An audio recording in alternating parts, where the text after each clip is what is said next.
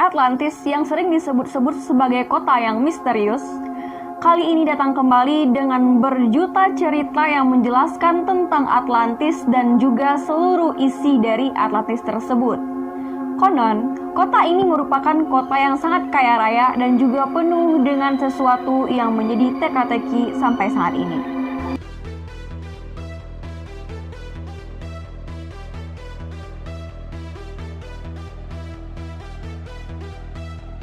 Assalamualaikum warahmatullahi wabarakatuh. Balik lagi bersama aku Ana. Di video kali ini aku bakalan bahas cerita tentang misteri yang datang dari requestan kalian yang berjudul Misteri tentang Atlantis. Nah, sekarang aku bakalan bahas dan bakalan aku beberkan ke kalian semua tentang fakta asli mengenai Atlantis. So ya, langsung aja kita ke ceritanya tentang Atlantis seperti apa.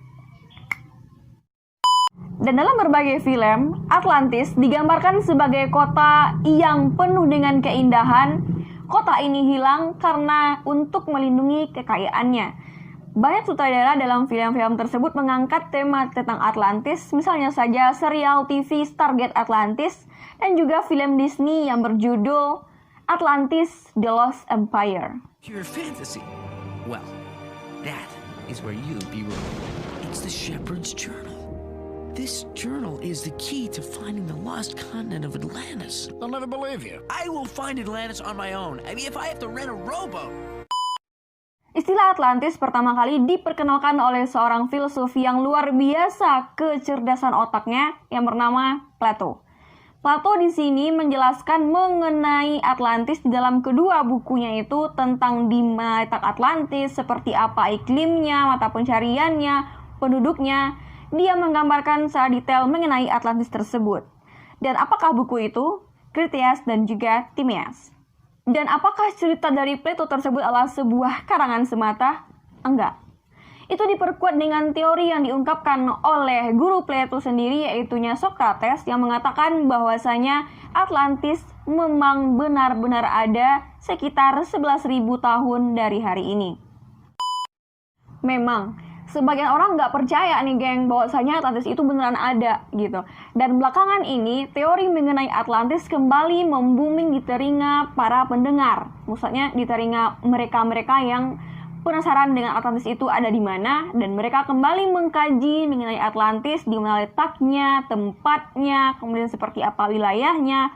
Mereka penasaran dan kembali membuming di para filsuf. Dan mereka mencari-cari tentang di mana letak Atlantis ini sebenarnya berada. Dalam kedua bukunya, Plato menjelaskan dan menggambarkan bahwasanya Atlantis tersebut terletak atau terdampar di antara pilar-pilar Hercules dan mempunyai angkatan laut yang luar biasa hebatnya, bahkan mengalahkan Eropa Barat dan juga Afrika pada tahun 9500 sebelum Masehi. Namun naas, pada saat Atlantis tersebut gagal untuk menyerang Yunani, maka di saat itu juga Atlantis tersebut tenggelam di dalam samudra dalam waktu singkat sekali, 1 hari 1 malam. Dalam Timaeus tersebut, Plato mengatakan bahwasanya di hadapan Selat Mainstein Halgilisi itu ada 2 buah pulau yang ukurannya luar biasa besar. Dan dari pulau itu kita melihat dan dapat bepergian ke satu pulau ke pulau lainnya. Nah, di situ, pulau itu dikelilingi oleh samudra yang sangat luar biasa sekali dalamnya, dan itu adalah kerajaan Atlantis, gitu kata beliau, geng. Dan ketika itu, Atlantis baru akan melakukan perang besar terhadap Athena. Dan namun naas, di waktu itu, Atlantis diguncang oleh gempa bumi dan juga banjir yang sangat-sangat besar sekali, sehingga menenggelamkan negara besar tersebut dengan peradaban tinggi melebihi peradaban bangsa lain dalam 1 hari 1 malam. Kalian percaya? Kalau kalian nggak percaya, apa alasannya? Silahkan komen di bawah dan kita lanjut. Dan dalam buku dari Critias ini menjelaskan itu pada zaman dahulu kayaknya banyak banget itu dewa-dewa. Ada dewa air mungkin, dewa api, dewa tanah, kemudian dewa Poseidon, kayak udah kayak Avatar lama-lama aku rasa gitu ya. Nah, Kebetulan yang menjadi pimpinan ketua geng di sini adalah Dewa Hellenic, geng. Nah, dewa ini membagi wilayahnya masing-masing untuk para dewa. Dewa ini mendapatkan bagian ini, dewa ini mendapatkan bagian ini. Dan kebetulan, dewa yang mendapatkan bagian dari Pulau Atlantis tersebut adalah Dewa Poseidon. Dan di Kritias ini dijelaskan bahwasanya Pulau Atlantis tersebut adalah pulau dengan luas sekitar 700 km yang dikelilingi oleh pantai, pegunungan, dan juga padang rumput yang sangat luas. Dan mungkin karena udah dimakan waktu beberapa lama, Atlantis sudah ditinggalkan oleh orang-orang karena nggak kunjung ketemu juga nih di mana Atlantis, letaknya di mana, geografinya seperti apa, nggak ada yang tahu gitu ya. Dan akhirnya pada tahun 1882 waktu itu masuk ke era modern gitu ya. Seorang ilmuwan yang bernama Ignatius Erdolnelli, dia menciptakan sebuah karya bukunya yang kebanyakan dari buku tersebut mengambil teori dari Plato, akan tetapi itu cukup menarik kembali minat orang banyak tentang keberadaan Atlantis itu sendiri. Buku itu berjudul Atlantis the Antediluvians the World. Konsep Atlantis ini bukan hanya menarik bangsa-bangsa di era modern aja. Teori Nazi juga tertarik dengan konsep Atlantis ini juga gitu. Kebetulan pada tahun 1938, Heinrich Himmler mengatakan bahwasanya dia juga tertarik dengan teori Atlantis ini kembali gitu ya. Dan kemudian dia mengadakan penelitian ke Tibet untuk menemukan orang-orang yang berkulit putih gitu. Jadi menurutnya itu orang-orang yang berkulit putih tersebut adalah keturunan dari bangsawan Atlantis yang ada di kutub utara. Berdasarkan teori yang udah beberapa macam teori yang udah diungkapkan oleh para ahli dalam buku-bukunya itu, bahwasanya lokasi yang ditempatkan untuk lokasi Atlantis ini adalah Laut Tengah gitu.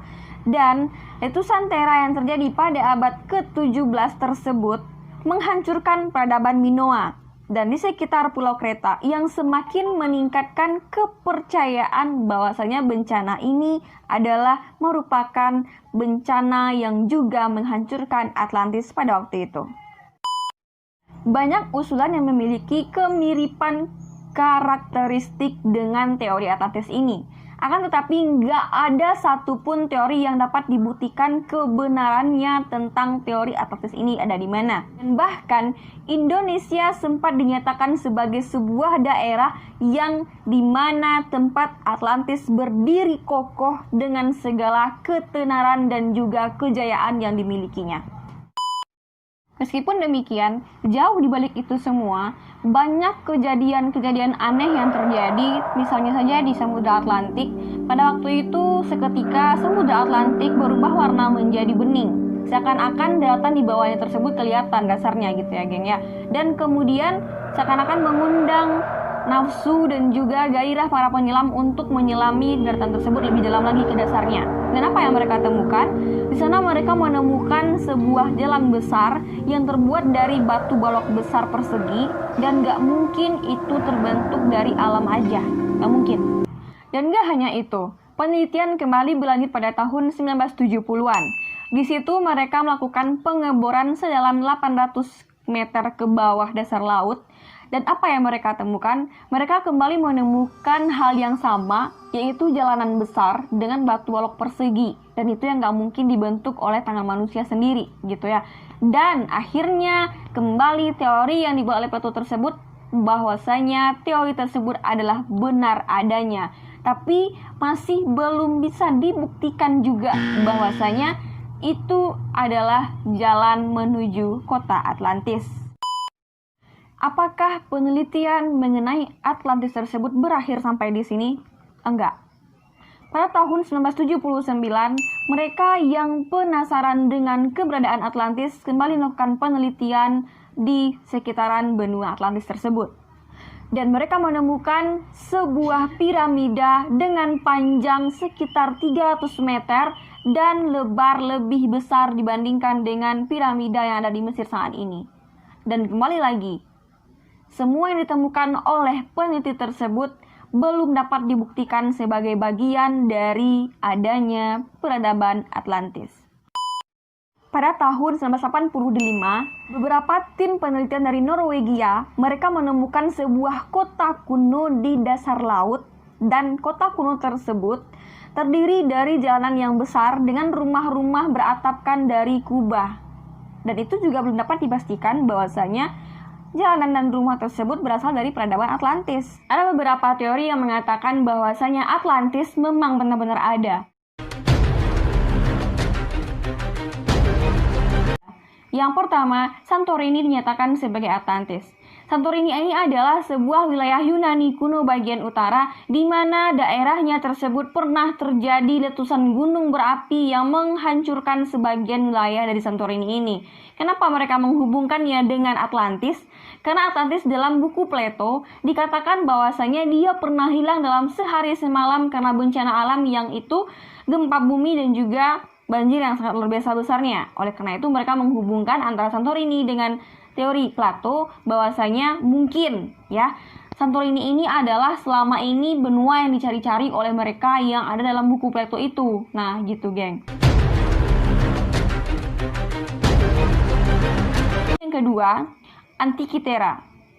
Antikythera ini adalah sebuah jam kuno ataupun disebut juga dengan komputer pertama di dunia mungkin ya yang pernah ada, dan itu merupakan jam astronomi, geng. Ini merupakan sebuah komputer pertama yang pernah ada pada zaman itu, dan nggak mungkin gitu ya, nggak mungkin sama sekali bahwasanya orang di zaman dahulu tersebut memiliki teknologi yang secanggih itu gitu. Jadi mereka mempercayai bahwasanya Antikythera ini berasal dari peradaban Atlantis, dan Antikythera ini juga merupakan sebuah alat misterius yang ditemukan dalam kapal selam sekitaran 11.000 tahun sebelum Masehi.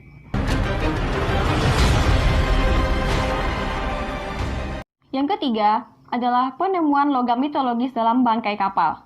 Dalam bukunya Plato, yaitu Critias, dia menjelaskan bahwasanya kota Atlantis tersebut adalah sebuah kota yang berkilauan yang penuh dihiasi oleh lampu dari orichalcum ataupun logam mulia. Dan pada tahun belum lama ini, tahun 2015, seorang arkeolog tersebut menemukan 39 balok dari orichalcum, dan balok tersebut diduga berasal dari Atlantis. Penemuan ini dianggap unik karena nggak pernah sama sekali ada penemuan dari abad ke-6 sebelum Masehi tersebut.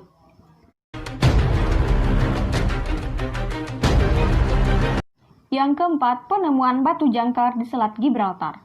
Menurut pernyataan Plato dalam bukunya, Atlantis terletak di dekat Pillar of Hercules, yang merupakan nama kuno dari sebuah selat dari Gibraltar. James Cameron yang merupakan seorang sutradara dari film dokumenter Atlantis Rising mengatakan bahwasanya dia menemukan sebuah jangkar kuno yang itu adalah diklaim sebagai bagian dari peradaban Atlantis kuno. Yang kelima adalah penemuan kota peninggalan. Dalam hal ini, seorang Profesor Richard Frown, dia pergi ke Andalusia dan menemukan sebuah bukti peninggalan Atlantis di Tanah Rawa Donana National Park. Bukti tersebut berupa kota yang dipercaya dibangun oleh beberapa penduduk Atlantis yang telah mengungsi yang diakibatkan oleh bencana besar pada waktu itu. Memang benar, teori mengenai Atlantis memang tidak akan pernah ada ujungnya, tidak akan pernah ada habisnya. Orang-orang pasti akan terus mencari dan meneliti di mana Atlantis sebenarnya, bagaimana Atlantis itu, dan di mana letak Atlantis tersebut sebenarnya. Secara Atlantis adalah sebuah kerajaan yang pernah berjaya dengan kokoh, dan juga segala keindahan yang dimiliki Atlantis sangat nyaris sempurna.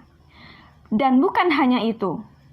Dalam teorinya, para filsuf tersebut menyebutkan bahwasanya Atlantis adalah sebuah kota yang penuh dengan kejayaan. Bukan hanya daerahnya yang jaya, geng. Isi dalamnya juga jaya, seperti penduduknya berjaya, kemudian perekonomiannya jaya, teknologinya maju, dan bahkan lebih maju daripada teknologi kita pada zaman sekarang ini. Nah, begitu. Dan tanahnya juga sangat-sangat subur. Kekayaan alam yang dimiliki oleh Atlantis tersebut sangatlah banyak. Oleh karena itu, ada yang mengatakan bahwasanya Atlantis berada di Indonesia. Oke, geng, itu teori udah tadi. Oke, geng, tadi itu adalah teori yang udah aku sebutin ke kalian, yaitu teori yang udah lama kalian request tentang Atlantis.